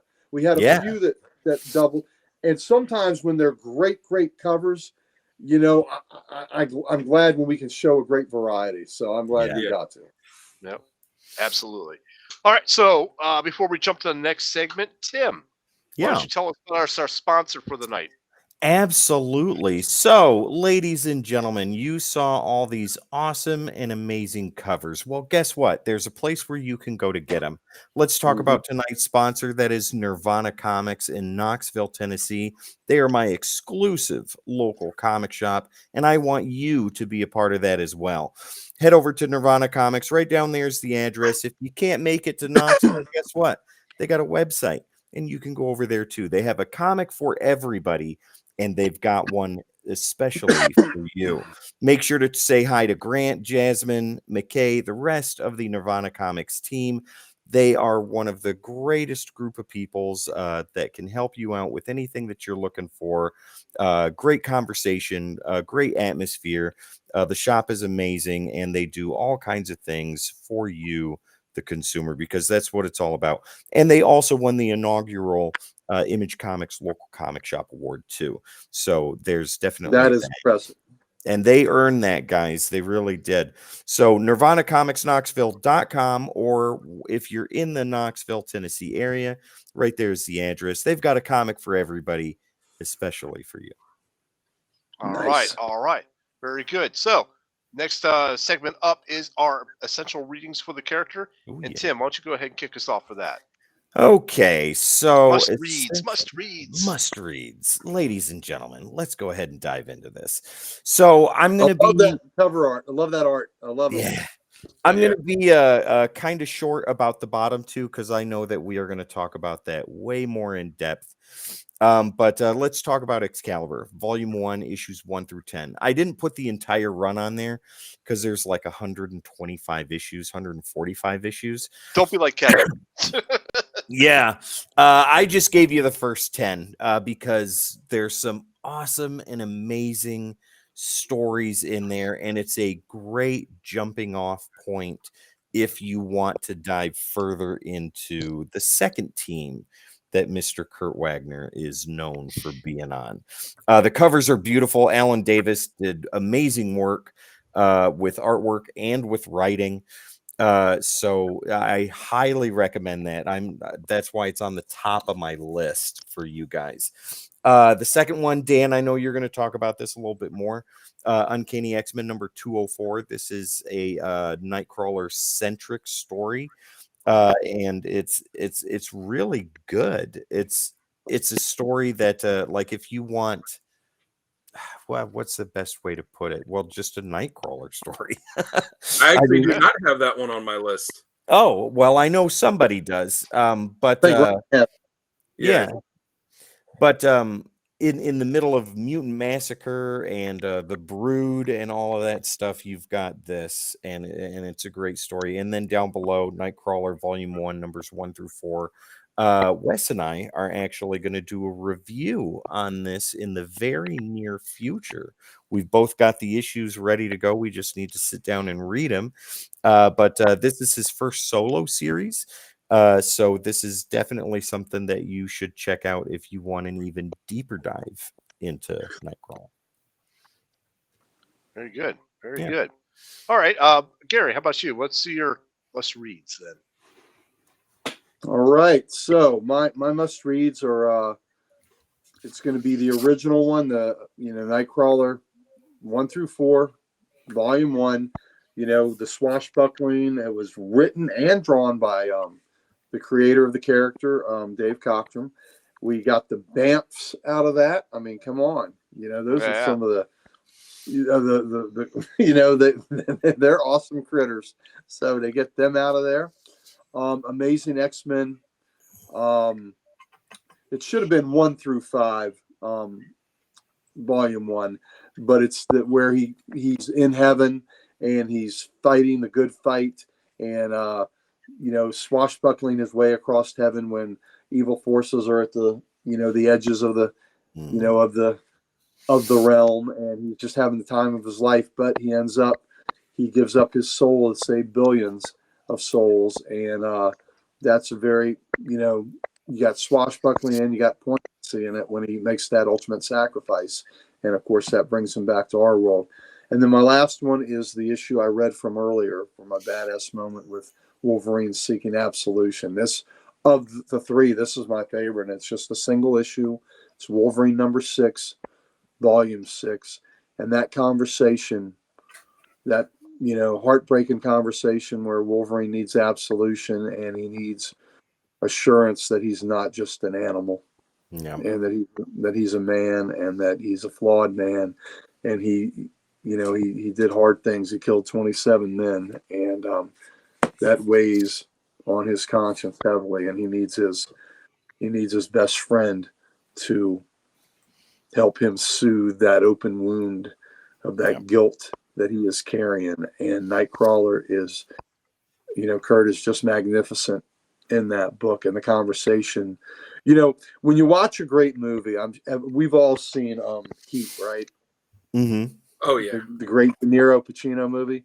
Mm-hmm. The scene of them in the diner just talking is so amazing, and that's what this is. This is a book, and the scene of them in the bar just talking is freaking amazing, and it's beautiful writing. Got to give a lot of love to Greg Rucka, who wrote the words, and Derek Robinson, who drew the emotions of the scene. So those two guys, I can't recommend that book highly enough. Wolverine #6, volumes, volume 3. It should be volume 3. Wolverine #6, volume 3. It is well worth reading, folks. Yeah, because that was right after they did the renumbering. Right. And Yeah. that was right. And the storyline where he killed everybody was the Brotherhood, where he killed them all. But that was the coda to that storyline. I think Derek Robertson was doing the artwork for that. Am I right? Yes, absolutely. Yeah. Absolutely. Yeah. Cool. All right, Dan, you're next. What do we got? Oh, give me 1 second. There we go. All right, well, we'll start at the top. I've got The Quest for Nightcrawler, which is the Amazing X-Men 1 through 5. Though I think the collection of it goes the first 6 issues, but it's the 1 through 5 where it starts out with Kurt after he's dead and he's in heaven, and then the X-Men have to go up to heaven and they have to get him to help them on this mission, and ultimately at the end he decides to leave heaven and come back down to Earth with the X-Men so he could save the day. And then the issue 6, I think, is him kind of readjusting to life back on Earth. But the writing's good. The artwork by Ed McGuinness is fantastic. It's got a cool X-Men team where it's classic members like the Beast and get something to drink, Dan. and then some characters that you don't normally see all the time in the X-Men. I had North Star, I had Firestar in there, so that was a really cool book. Nightcrawler Volume 4, 1 through 12. That was the last time that he had. Well, I guess not technically the last time he had a series, because Way of X was essentially a Nightcrawler book, but this was the one that was written by Chris Claremont and drawn by Todd Nauck.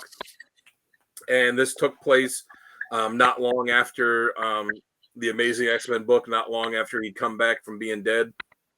And it's just, it's a really fun book. A lot of good classic Nightcrawler type of stuff in it. And then the one at the bottom, the Nightcrawler Volume 1, 1 through 4, written and drawn by Dave Cockrum, who created him. And it's just a fun adventure book. He's just him going through all these different, kind of universes, realities, whatever you want to say, having a big fun adventure. The Bamfs, like the one you see on the cover, this is where they're first introduced, that have played an important part in his character throughout the years. And just Chat, I think disagrees with you guys. Snoop says the Bamps were first in X-Men 153, the Kitty Fairy Tale story. Yeah, that is right. That is true. That's right. Yeah. But this is just a really good Nightcrawler book. Like the first time that he really got an extended spotlight on just him. Yeah. Yep, you're right, Pam. That was a fun story too. Oh yeah. All right, Ryan, go ahead, go next. All right. I wanted to call you Colossus, but let's go with You know what? When I get called Colossus all the time, I don't mind. All right. There are a lot worse things you could be called. So my kind of list of recommended reading is like really like your first early getting into Nightcrawler reads. So starting off, of course, Giant Size X-Men #1, his very first appearance, the issue that started it all for Nightcrawler, and the Uncanny X-Men of the Claremont era. So it's it's more of an X-Men story in total, but you definitely get your first meeting of Nightcrawler as he's being chased through the streets by a mob of German people who want to get this demon, and Professor X comes to save him, recruit him into the X-Men, and then his X-Men journey starts from there. Mm-hmm. So a must read for any Nightcrawler enthusiast. Next up is Uncanny X-Men Annual #4, and we've talked about this a little bit, touched on it a little bit tonight. This is kind of the first, I would say, like pretty significant Nightcrawler story that's like really geared towards him and some of his backstory. It's a great book, first of all, story called Nightcrawler's Inferno. Where he's celebrating his birthday, and he gets a strange gift that ends up incapacitating him, and the X-Men call in Doctor Strange to analyze him, and they trigger an entity of magic named Lady Margoli, and they get sucked into this kind of crazy portal, grabbed by all these tentacles, and they end up basically in hell, and they have to journey through basically the story of Dante's Inferno, but this time Nightcrawler's Inferno, and awesome. try to get out of hell, essentially. But in the end, it's all based off of a story or Nightcrawler's backstory. Basically, his adopted gypsy witch mother wanted to get revenge for the killing of her true born son, Nightcrawler's adopted brother, Stefan, which we've touched upon. And in the end, we find out that he was in the right, and it was somewhat even accidental that Nightcrawler killed Stefan. But yeah, great read. I won't tell you the whole story, but it's I've never read that, and that sounds interesting as hell. It's awesome. Great art, and it's a really cool issue, and it's basically the first bit of backstory, origin story of Nightcrawler, which then goes on to kind of be the backbone to his origin in the future, right? So I'm looking up the cover right now.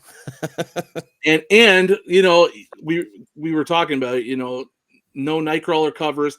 It's literally his story essentially, and he's not even on the cover. My lord. Yeah. And it's got his name on there because it's it says the title of I know. Now yes. The splash page is great. It's this great close-up of Nightcrawler's face in fear. They should have used that. That would have been a really cool cover. But even Spider-Man's head's in the box, the corner box, and he's nowhere in the book. Yeah. It's a little bit of an injustice, that's for sure. Yeah. But great story. And then Uncanny X-Men 204, which Dan had as his one of his covers. That's a great story that really kind of, it's the first time Nightcrawler is really struggling with his faith. He's just had an encounter along with the X-Men with the Beyonder, and he's kind of grappling with understanding how he can have such strong faith yet face such godlike creature or beings, and he's just in a dark place, and he ends up kind of hoping for just an adventure, some action to get his mind off of his inner turmoil. Yeah. And he ends up coming across a girl who gets abducted by Arcade and taken to Murder World, and he ends up, completely single-handedly rescuing her from Arcade and Murder World. And it's a great story where Nightcrawler's just he's swashbuckling in a way before he ever swashbuckles.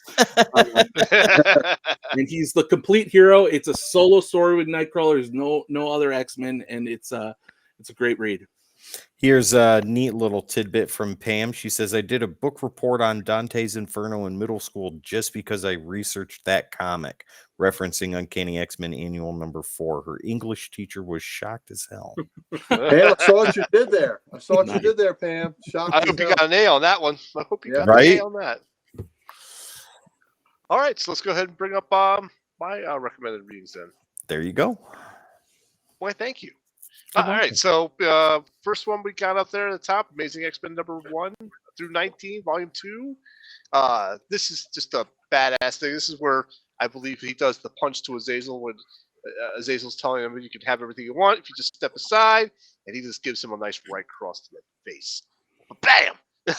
You told us who it was. I thought you were going to tell us. I said I'd save it for later. Oh, save it for later. Okay. Save it for later. I thought you were saving it for us to read. Well, sorry. Spoiler alert, people. God. Come on, it's only been 30 years, dude. Come on. I know. So this was written by Jason Aaron, and penciling was Ed McGuinness. Ed McGuinness does just an amazing job with his artwork. I thought this was a well-written story. Well, it's only 19 issues, easy to pick up. It's something you can probably pick up in trade now too. Yeah. Going next one, Nightcrawler Volume 3, 1 through 12. This is where he's Sal's giving you a lot of homework, ladies. I'll give you a lot because I just couldn't pick one issue. I just couldn't do it. Ryan gives you single issues. Sal gives you full series. I give you a full series. I'm the teacher you hate to get because I'm like, I'm not going to need this report on my desk tomorrow. I gave 2 annuals though. Those are beefy reads, That is true. And so Nightcrawler is drawn to the mystical world of demons and black magic. He partners up with Amanda Seyfried to help defeat some evil forces, of course. So this is just a good read. The writer was Roberto. I'm not going to mess up this last name. Aguirre Sagasa. Yes. And the penciling was Derek Robinson. So I liked this story. It was a good read. And my last one, of course, is Nightcrawler Volume 1 through 4, Volume 1. And Dan said it best. This was a fun read. This is an adventure book that was just fun. Dave Cochran did both the writing and the artwork in this one, and it was just amazing. You're welcome, Richard. Don't encourage him. Thank you, Richard. Appreciate that. Richard kissing up to the teacher there. Yeah. Right? Look at that. Lord. Did we all have the volume 1? I think most of us did, I think. Ryan, you had volume 1. No, you didn't. No, I had the 3 singles. Yeah. So, hey, Dan, turn that over. Turn that one back over. To go to the other one. I almost chose that as one of my other covers. Ooh. Because he's swinging in with saving the girl from the shark that looks like Jaws. Yep. And that would be a great cover to go. That would be a great one to get slabbed and go on your wall if you had that Ghost Rider cover. That's like the most ridiculous cover where it's Ghost Rider underwater fighting a shark, but his skull is still on fire. There's a Superman cover that was done the year the Jaws came out. Where the shark is biting his cape. Yeah. Oh my God. All right. You got to get all the shark covers. Yeah. I'll work on that. As soon as I get my lantern foils slabbed, I'll work on that next. How's that sound? All right. So on to our next segment is Best Artist and Best Author. So these are two not necessarily worked on the same book at the same time, but when we think of this character, these are our go-to guys. And I will go first. And for writer, Sal. Yes. Why don't you go first? Thank you. Actually, you know what? I am not going to go first because I usually wrap it out with the outro. Tim, you go first. I'm gonna phone a friend and say, Ryan, why don't you tell us what yours are? Yeah. Sure. All right, Ryan, you go first. So I mentioned earlier how I would have, and I know I got to read Excalibur now because No, you don't. It's not. You're welcome. the character blossoms there. Yes. For me, so I Yes. need to read it. But It does. it's a crying shame that Claremont and Jim Lee didn't get to team up to do more Nightcrawler, because Yeah. I think of the Jim Lee run in the 90s, but even before that adjectiveless as XMen, I would have loved to have seen Jim Lee drawing Nightcrawler along with Claremont writing it. That would have been my duo for Nightcrawler. Mm. Yeah, he didn't really draw him much. I mean, there was like the XMen card set. Yeah. Yeah. A couple times, but Yeah. he wasn't in. He was in Excalibur then, so he wasn't in the X-Men Yeah. stuff to draw. Yeah. Okay. Now Very I good. can go, Sal, if you want me to. No, I'm going to make Dan go now. Oh, okay. That's fine. I'll wait. I'll No, just Tim, read go it. ahead. Go ahead, Tim. Go ahead. Oh, okay. Make up your damn mind, Sal. I'm just messing with You're you. like the writers trying to figure out Nightcrawler's definitive origin. Right? There you go. Let's retcon this to be something else. So, for writer, Claremont is a no-brainer, but I like to use my brain, and I'm gonna choose Alan Davis. Ooh. All right, interesting. From when he was on Excalibur, I believe. Isn't that right? That is correct, sir. So yeah, Alan Davis is the writer. I would love to see that. Or if we're gonna do this, I'd love to see Claremont and Davis team up to do a collective story together, like have them both write and see what they can do, like 5 issues or something. But if it's just one writer, I'm going to choose Alan Davis. And Ryan, I am right there with you as far as the artist goes. It has to be Jim Lee, because we never really got to see him do anything with Nightcrawler, and there's so much that I think he could have utilized on the page. And with Scott Williams doing the inking as per usual, it would have looked gorgeous. Yeah, it would have been awesome. I agree. Oh, I yeah. agree. All right, Dan, you can go now. Maybe you should let Gary go first. No, Dan's fine. What about you? I'm saving Gary for last. Well, Most people do. I mean, Tim said it's a no-brainer. I got to go with Claremont for the writer. All the important aspects of the character were ones that were introduced by Claremont. The religious aspect of the character, the fun-loving aspect of the character, the swashbuckling, the ladies' man, like all that stuff was stuff that was introduced by Claremont. He wrote him in Uncanny X-Men. He wrote him in Excalibur when they launched that. He wrote him in the Nightcrawler series, the Volume 4, the one that he did. Everything. Yeah. So I, as with just about any X-Men character, it got to go with Claremont as the writer. Okay. For artists, even though Jim Lee is my favorite artist, I couldn't pick him just because he, I would like to see him draw Nightcrawler more, but I went with artists that did do it, and I had a tie between two of them. Todd Nauck, who did the 12 issues of his Volume 4, and Ed McGuinness, who did the first 5 or 6 issues of Amazing X-Men, because I love the way that they draw them. It's that, they draw them where their style fits with him being the fun-loving, energetic character, and the way that they draw the stuff is very kinetic, so that's why I went with those two. Ryan, real quick, who else would be a great artist that I'm not a fan of, but I think you can agree that he would be perfect for a Nightcrawler story? Jay Lee. I see that. Yeah.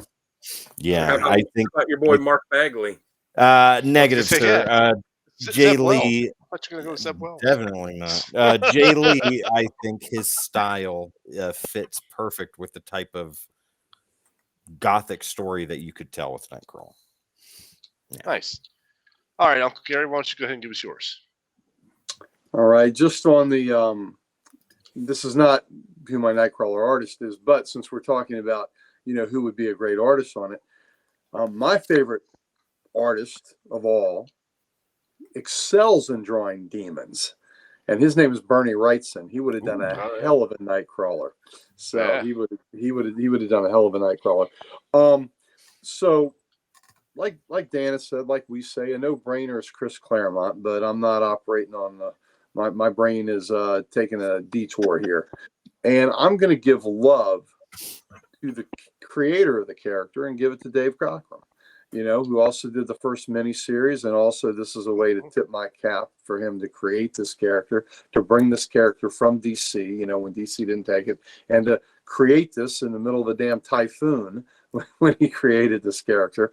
So, and that first miniseries, the swashbuckling fun that it was written and drawn by Cockrum. So I'm going to give him the best writer nod, just because I want to give him some love when the better choice is Claremont. Is Claremont. I'm not going to deny that, but just in the in the name of giving love to Cockrum, I'm going to put him there.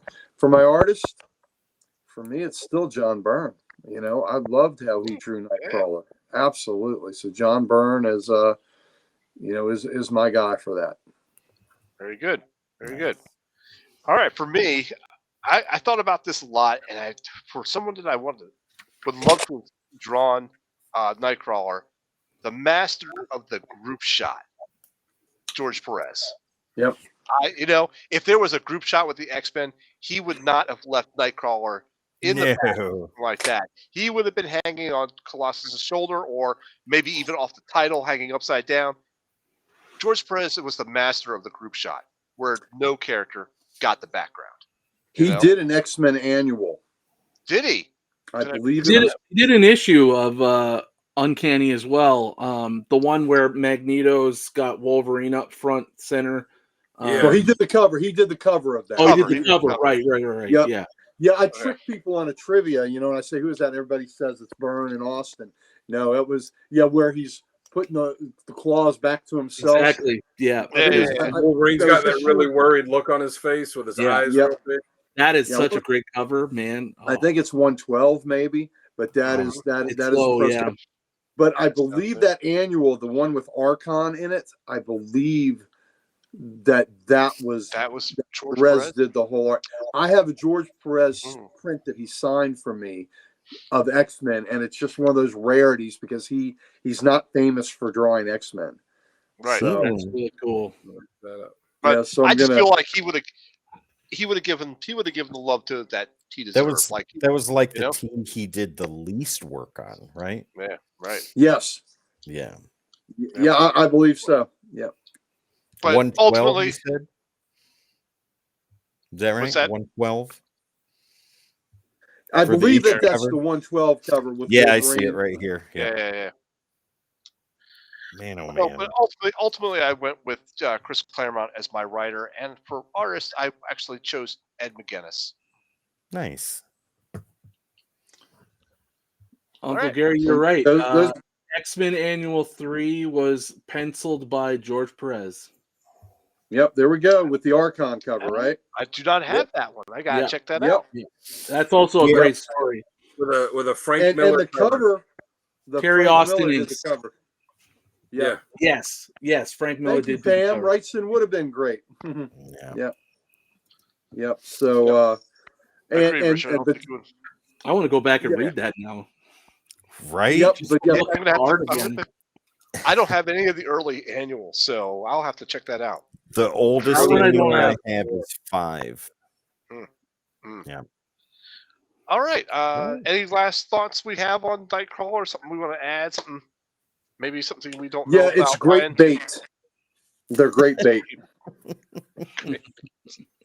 It was a good movie with Jake Gyllenhaal. Yeah. I was gonna say. I thought you were gonna say Jared Leto. I'll just say folks. I hope we get Nightcrawler in the next installment of X-Men in live action, Yes. Good. Along with my guy Colossus, both of them need their due. And so that way Colossus is can have more than just the one line of "I can help you." That's all he said. I can help. So, Ryan, how have you felt about Colossus in the Deadpool movies? I love it. I love Colossus in the Deadpool movie. That I will say that Yeah. I did get my Colossus in those movies, but I'd like more in the X-Men, Right. like see him part of the X-Men team. I didn't like the little bits that he had in like X2 and X3. And I didn't love the version, but that was a little bit earlier before they could really do the CGI the way they can do it now. So I'm hoping, fingers crossed, but I think they both often don't get the respect they deserve. So we'll see.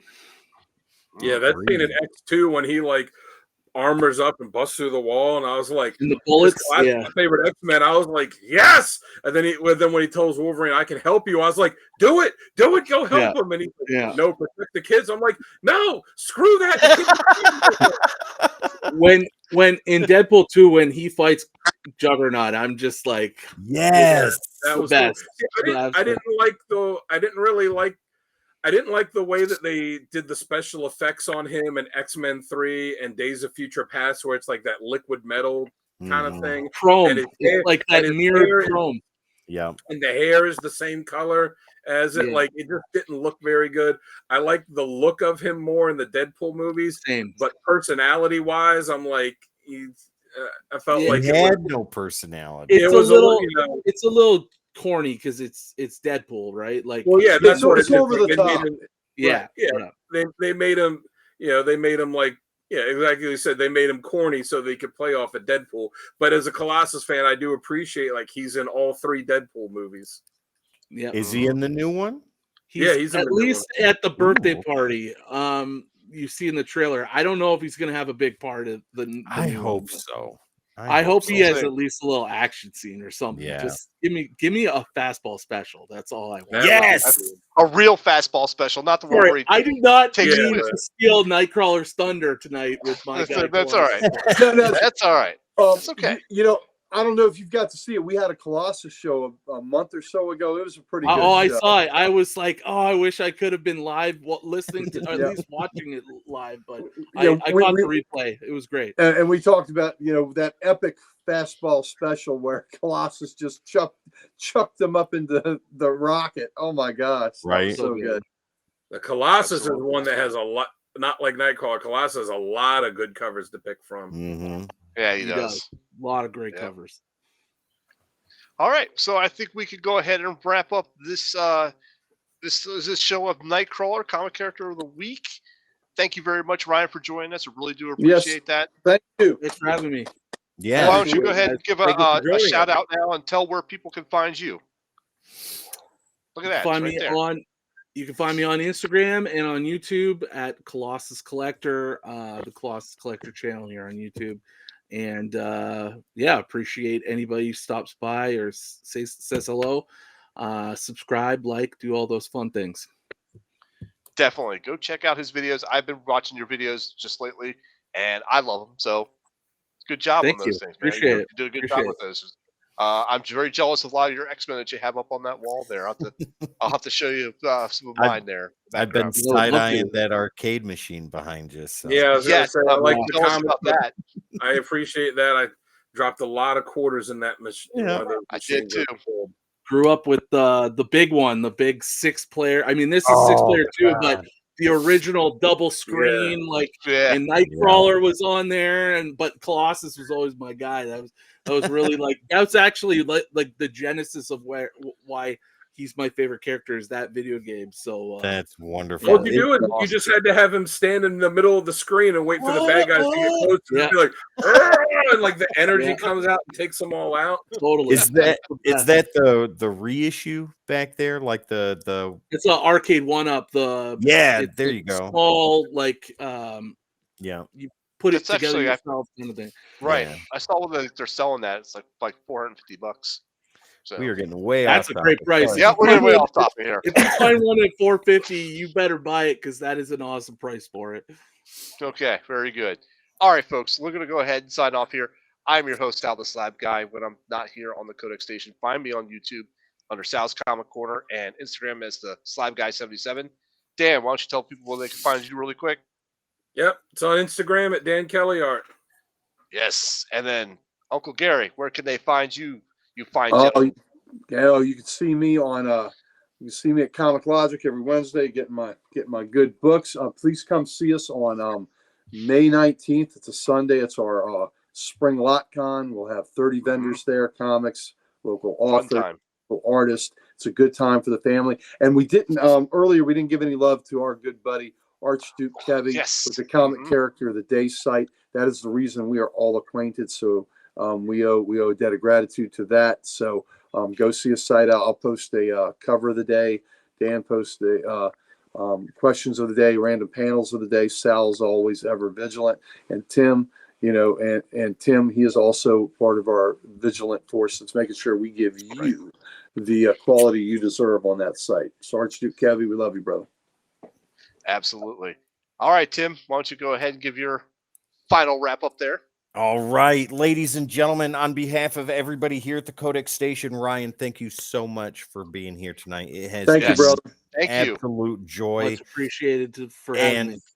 Oh, dude, the door is open. Anytime you want to walk through it and come sit down with us, it's a big yes. So you just let us know when you want to come back again, because we'll take you anytime.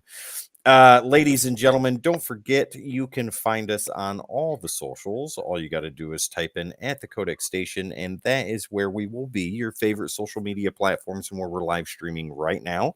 Once again, at the Codex Station. Gary, what do we want to do with those? Oh, let me tell you, every host you see on the Codex Station, and now since Ryan's been with us, he's already infected. So we have all the socials, and we'd like nothing better than to give them to you. There you go, ladies and gentlemen. There is no shot, there is no cure, there's only awesomeness and a lot of body fluids at the Codex Station right there. And also, don't forget, ladies and gentlemen, you're hot, you're sweaty. It's getting to be summertime. You need a shirt that is going to attract even more heat and make you awesome. Head over to thecodexstation.com for all your Codex needs. Get some merch, meet the team, and so much more. Once again, thecodexstation.com. Ladies and gentlemen, my name is Tim the Terrible. This guy right over here is Ryan, also known as Colossus Collector. Over on the other side of him is Sal the Slab Guy. Down below is the beautifully talented, the road manager, Dan the Kelly Art. And right below me, holding up the pillars of Codex, is Uncle Gary himself, the Ric Flair of comic books. Ladies and gentlemen, this is the Codex Station, comic character of the week, Nightcrawler. And I can't leave you, beautiful, voluptuous people, until I hear two wonderful words. And would that be gaping holes? Oh. Brown Lantern. Bamf! Bamf! Brown Lantern will fill your gaping holes. That's it right there, ladies and gentlemen. We love you. We will see you on Saturday. One more time. Gaping holes. Thanks. All right. Bye. Brown Lantern.